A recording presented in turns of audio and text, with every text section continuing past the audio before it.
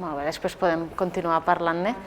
I ara Ascensió ens pot explicar més d'una vessant més teòrica, més acadèmica, com podem parlar d'aquests temes d'inclusió social. Molt bé, en primer lloc demanar disculpes perquè havia preparat una petita presentació amb imatges i no ha estat possible.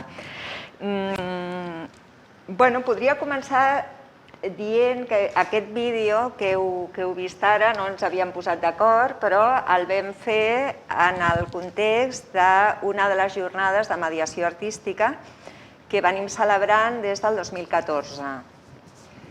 L'any 2014 és l'any que a la Universitat de Barcelona vam posar en marxa el màster d'Art per la Transformació Social, la Inclusió i el Desenvolupament Comunitari, que aquest concepte o aquesta idea l'anomenem mediació artística.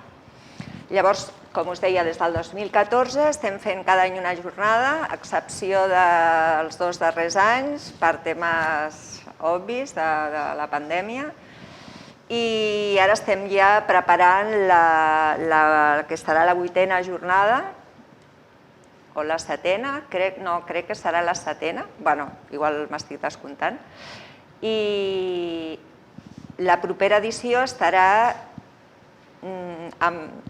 dirigida principalment a projectes de fotografia. Cada any ens hem centrat més en un llenguatge artístic. Hem treballat la música, les arts plàstiques, hem treballat la dansa, el circ i, com us dic, l'any que ve serà la fotografia. Molt bé. A veure, podríem dir que en els darrers anys, especialment, òbviament en el segle XXI i especialment en els darrers 10, 12, 14 anys, s'estan desenvolupant molts projectes en contextos que anomenem contextos socials a través de les arts. En contextos molt diversos, de salut mental, de joves com ha presentat la Cristina, joves que estan en centres de justícia juvenil,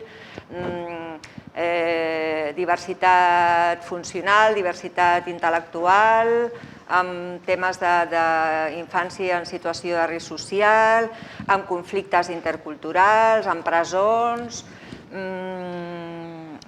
addiccions, conflictes bèl·lics. Bé, doncs amb totes aquestes situacions problemàtiques, les arts, com dic, en els últims 10-15 anys s'han anat evidenciant com una eina que funciona per aconseguir objectius socials. Per tant, la idea no és que les persones que participen dels nostres projectes aprenguin art. Tampoc no es tracta que vagin a veure exposicions, que sí que van a veure exposicions, però el que estem proposant és, i el que està succeint, és que en aquests projectes, a través de les arts, s'acompanya aquestes persones en un procés de creació artística amb l'objectiu d'una millora en la seva situació personal, en la seva situació social, en la seva situació de salut, per una millora social, en definitiva. I bé, jo provinc del camp social, vaig treballar 18 anys en el camp social, després l'any 2004 vaig entrar a treballar, després em vaig formar en Belles Arts com a artterapeuta, perquè la mediació artística no existia, i amb tots aquests anys de vida acadèmica, diguem, he estat intentant comprendre què tenen les arts? Com és que aquests projectes a través de les arts funcionen tan bé?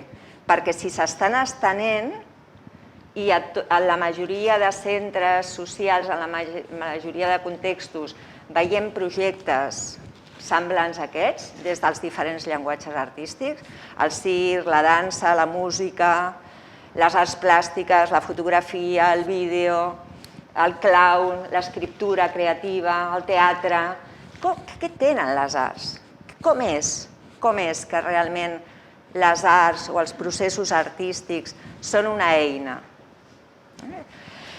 Llavors, per mi aquesta és una pregunta que m'ha interessat, que l'he investigat i que la recerca, la investigació ens dona llum en algunes direccions i òbviament ens falta molt més, perquè la recerca en aquests àmbits n'hi ha poca, perquè és realment un àmbit nou. El que sí que veiem, el que sí que ja tenim evidències, és, per una banda, que es promou l'accés a la cultura. O sigui, si jo no... Per exemple, el cas que has dit tu, no? Aquest centre és per mi. És com...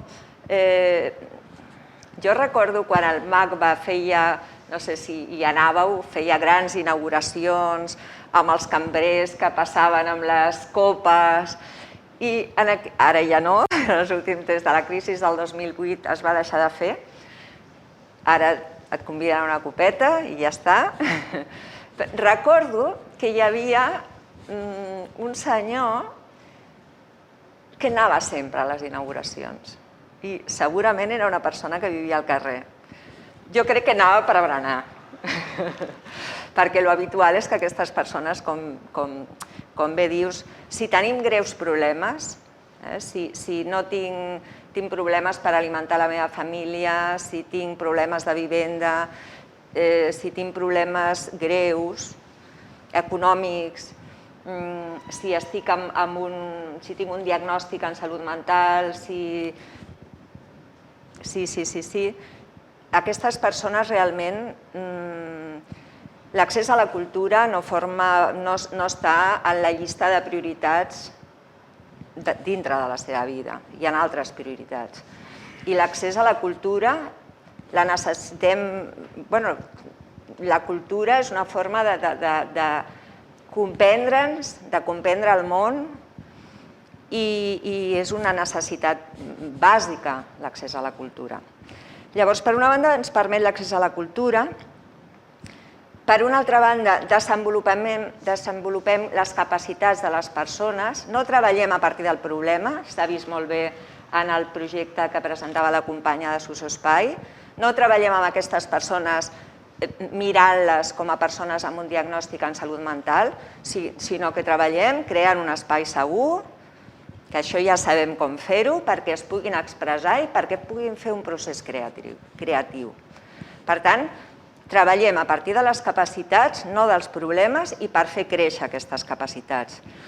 Fugim de les mirades estigmatitzadores i estigmatitzants, d'aquesta persona té aquest problema. Treballem des d'una altra banda. Des de la psicologia i des del psicoanàlisi hem pogut comprendre què passa a nivell psíquic. Això té a veure amb els processos de simbolització. Les arts, l'expressió artística, ens permet connectar amb nosaltres i expressar-nos, exposar fora, d'alguna forma, el que ens està passant a dins. Llavors, promou l'expressió artística acompanyada de determinada manera, promou els processos de simbolització, que en definitiva, per explicar-ho de forma senzilla, seria poder pair els nusos, desfer nusos, pair les dificultats importants que tenim. Després, estem veient com desenvolupen també la resiliència, aquesta capacitat que tenim tots de superar les dificultats. Doncs les persones es tornen més resilients, s'enforteixen, milloren el seu empoderament, se senten capaces de fer aquest procés de canvi, de millora, de transformació. I bé, millora la salut, la qualitat de vida, i per tant les arts són una eina claríssima de millora, de transformació social i de millora. Llavors, tot aquest àmbit de les arts en context social, clar, no té un cost teòric propi. perquè és un àmbit d'investigació, un àmbit d'estudi recent, molt del segle XXI. Però sí que des d'altres camps, des d'altres disciplines, des d'altres camps d'estudi, s'ha estat investigant temes dels que ens podem nodrir, temes sobre els que podem construir la nostra mirada en relació a tot això. Podem aprendre de la pedagogia, de tots els moviments de renovació pedagògica que posen l'accent no en temes curriculars, sinó en el subjecte. Per tant, estàvem dient, el nostre objectiu no és que aquestes persones aprenguin art, sinó que facin un procés de millora, un procés de transformació. I, per tant, aquesta mirada dels processos centrats en la persona ens interessen.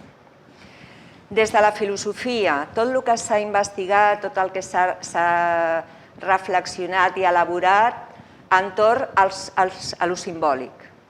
Què és això de lo simbòlic? A l'art treballem amb lo simbòlic constantment. Des de la psicologia, també, el que té a veure amb la funció simbòlica, tota l'aportació de Gardner de les intel·ligències múltiples, com la intel·ligència no és la capacitat numèrica o la memòria visual, sinó com la creativitat és una forma d'intel·ligència. I què passa amb aquests processos? Tot el que té a veure amb la restauració simbòlica, que s'ha treballat molt des del psicoanàlisi.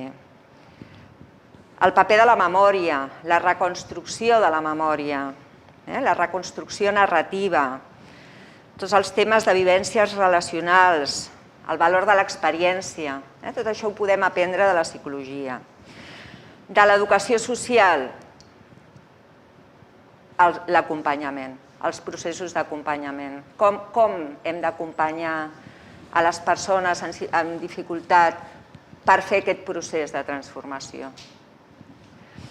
Des de l'educació artística també. Hi ha molta tradició de teòrics de l'educació artística com Eisner, Gardner, Arnhem, Goodman, Reed, en teatre August Boal, una persona contemporània de la Complutense de Madrid, Maria Caso, que igual la coneixeu.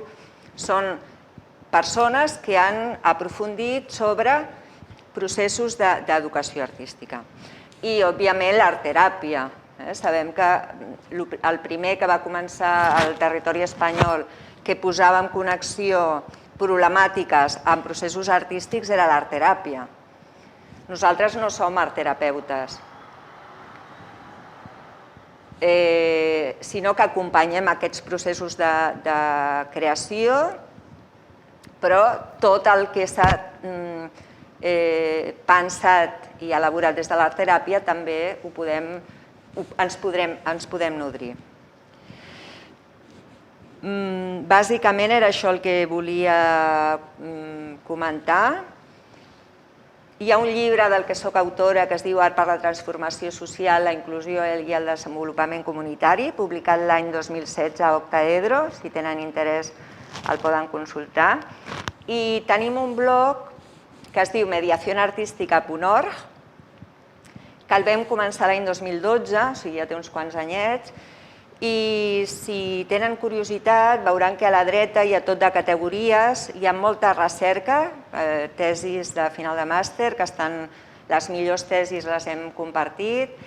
Després hi ha molts documents visuals i articles i investigacions d'arreu del món en relació a aquests temes que anem publicant amb la idea que pugui servir una mica com una biblioteca de temes relacionats amb això. I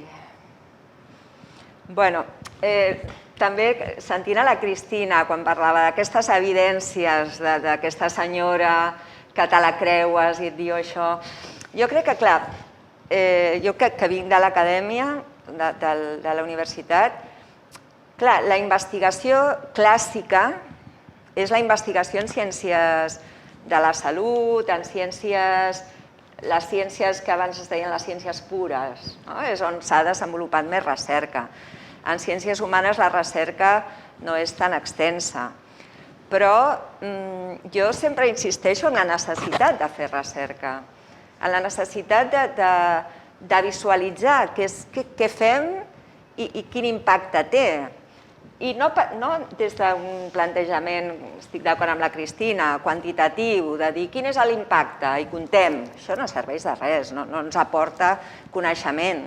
El que ens interessa és investigació qualitativa, investigació teòrica, que ens permeti comprendre millors processos, que ens permeti millorar les nostres metodologies d'intervenció, perquè, en definitiva, el nostre objectiu és de millora social. Llavors, com ho hem de fer, això?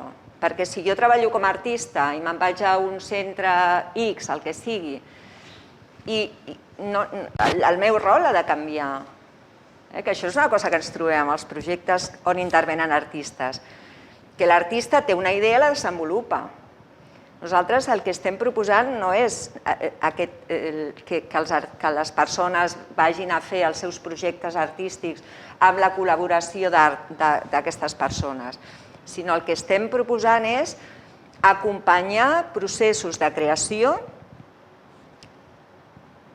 amb determinades metodologies per aconseguir aquesta millora, aquesta transformació, perquè la vida de les persones de Sociospai tingui més qualitat, perquè aquests joves puguin reconstruir la seva identitat d'alguna forma, sortir d'aquesta, com ho podríem dir? Si jo soc un jove que estic en un centre de justícia juvenil, puc pensar, bueno, ja vinc d'una... Oh, mira, un cas interessant. No sé si coneixeu el cas d'una pel·lícula de Los chicos del barrio rojo. És una pel·lícula preciosa d'una fotògrafa que a principis de l'any 2000 se'n va anar amb el seu material fotogràfic al barri vermell de Calcuta, al barri de les prostitutes, amb la intenció de fer un documental, fer fotografies i fer el seu projecte fotogràfic. Llavors, quan va anar coneixent els nens i nenes d'aquell barri, es va adonar que aquestes nenes no s'imaginaven la seva vida a fora de la prostitució. Llavors, en aquest documental, Los niños del barrio rojo, es veu que li pregunten a una nena que deu tenir uns 13 anys, li pregunten: tu t'imagines una altra forma de vida? I la nena es queda així un moment pensant i diu: no. Clar, la besàvia era prostituta, l'àvia era prostituta, la mare és prostituta, i ella ja sap que quan tingui 14 anys el que li espera, com totes les dones de la seva família. Llavors, què és el que fa aquesta fotògrafa? Què fa Zana? Canvia la seva perspectiva, el seu projecte, i es converteix en una mediadora artística. I llavors el que fa és ensenyar fotografia als nanos, els diu feu fotos, els dona càmeres de fotos i els diu feu fotos. I després venim i les mirem i parlem d'aquestes fotos. Això seria com la metodologia bàsica de la mediació artística. Fem i després parlem del que hem fet. I és el que fa la Zana. I realment va canviar la vida d'alguns d'aquests nens, no de tots. Però aquest projecte, perquè va haver després un altre documental, no sé quants anys després, on rescatava o buscava aquests joves per veure què havia passat amb les seves vides. Això per mi és una forma de fer recerca, també. El que estaria bé és el que tu dius, saber després... Clar, què passa, no? Què passa? Perquè si veiem que després, per exemple, d'aquest projecte, la resta de nenes continuen la tradició familiar i continuen aquesta feina, i en canvi tenim les nenes que han passat pel projecte que han trobat una altra forma de vida, això és una evidència que està funcionant.